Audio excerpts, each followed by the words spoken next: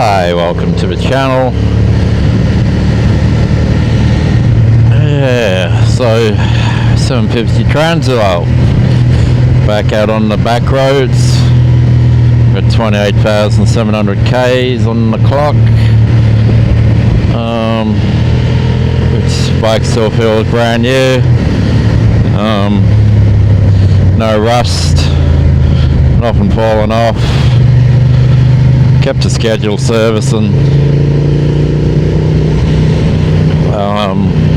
just had to replace the rear brake pads. So that could be, apart from tyres and the rear brake pads, they're the only consumables that have been required. Scheduled service and of course costs a lot of money. To do about 25,000 Ks on this bike, you're looking at about $3,300 in servicing and tyres. Add another 2,700 in fuel. So you got yourself $6,000 for every 24,000 Ks you do. And that'll be about an average. You might get the service and done for less, it might cost you more. I got mine done the Honda dealer, but you got to haggle a bit. And I've got decent tyres, so you may put cheaper tyres on, but it is false economy. The cheaper tyres tend not to last as long as giving you issues while you're actually riding, like tyre noise, grip, especially in the wet weather. These are premium tyres, Scorpion Trail Free tyres from Pirelli.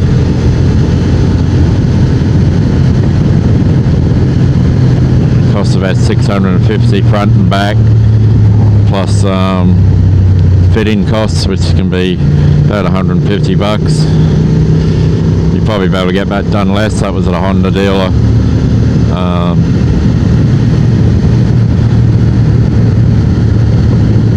But I think that's a pretty fair summation, and that's no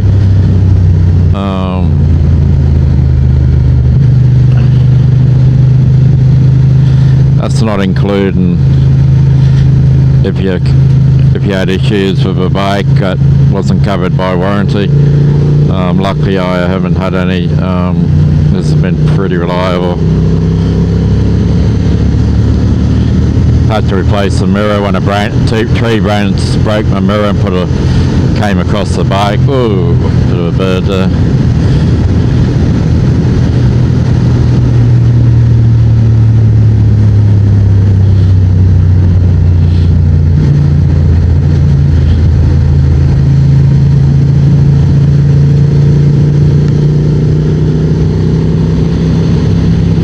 Yeah, so these are back roads here, they're pretty bumpy. Transalp seems to manage them pretty good.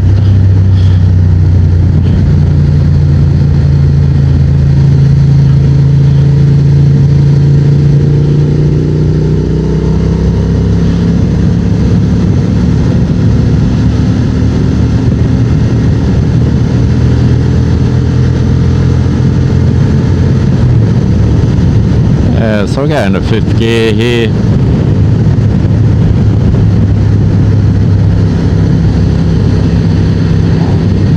Just be mindful of the speed zones.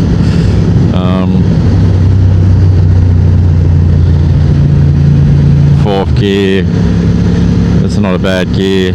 Fourth gear will go anywhere from 45 Ks an hour up to yeah, theoretically 170, 180, at 170. It's theoretical. I think I've seen that on YouTube when I do the top speed test on the Autobahn.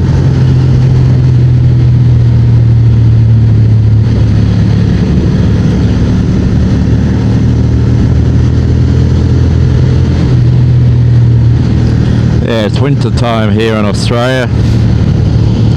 Beautiful sunny day.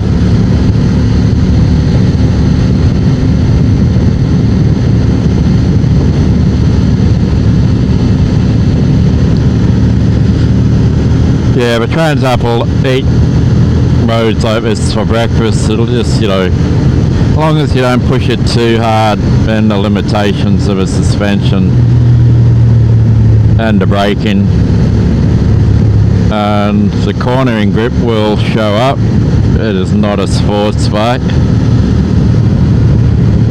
I would put it on the mild side of a sports tourer, but it's not bad for a 750 adventure bike. 200 mils of suspension that is capable of going off-road. Alright, you might have to do so that you could feel that bounce of a suspension going over that bridge there. Just a little bit plush, a little bit soft.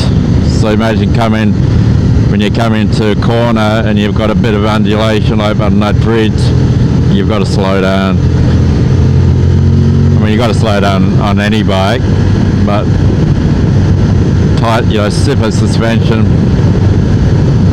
better rebound and compression and rebound, you can still push through. Whereas this, it's saying, yeah, I'm a bit of a trampoline on the rear suspension, so need to just back off a bit.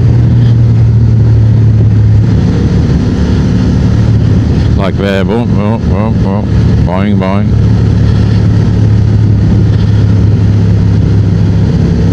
But the negative turns into a positive when you're going, moderate speeds, conservative to moderate, to quickish speeds. It's very plush.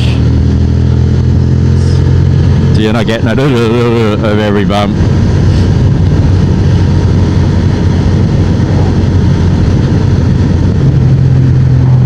You're not getting the jarring through the handlebars in your spine, up your spine.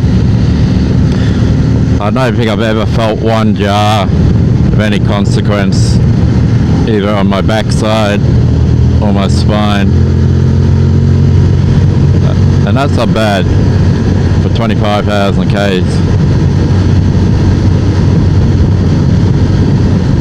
And it's an easy bike to stand up on.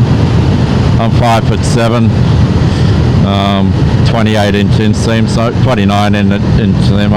So I'm on the short side with shortish legs. So this sort of bike, maybe tiny bit handlebars are a fraction too wide for me. But I'd say as far as stand up position, it's pretty good. I think if I was taller, probably want to put handlebar risers on. But for a person 170 to 178 centimeters, I think the bike's ergonomically is pretty perfect. I've got the lowest seat on, so probably if you're 177 centimeters and higher, probably want to stick with the original seat or get a comfort seat of the same height. This lower seat's got less padding in it. It's a lot more comfortable, I found, than the stock seat. Stock seat's got more padding, but it becomes a pain in the butt very quickly, like after an hour or two. Where this bike you could ride all day. At least personally, I could ride all day in this, and it wouldn't be the backside of taking as much as the rest of the body. Just a general fatigue, maybe a bit of aching in my knees, which does suggest that the rider triangle with a lower seat is maybe on the shorter side. So if I was 6 foot over and I had the tall seat, I would still be looking at that rider triangle to say maybe my legs will ache a bit, and I think you can get taller comfort seats, more padding made up. But I think that up to about 5'10", 5'11",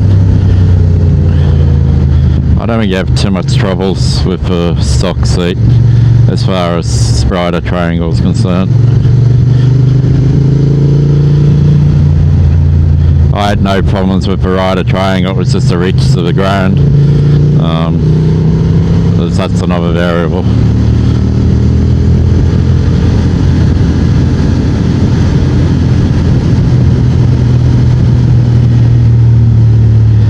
So coming here on Tyalgum Road, you turn left, you go into Mawulambar, turn right, you can go to Yuki, or you can turn left and go up towards Moobor, Burrungar and all that sort of stuff.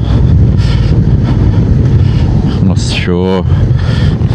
If I go to Yuki, then I'll have to go Kyogle and do a big loop through Rapids.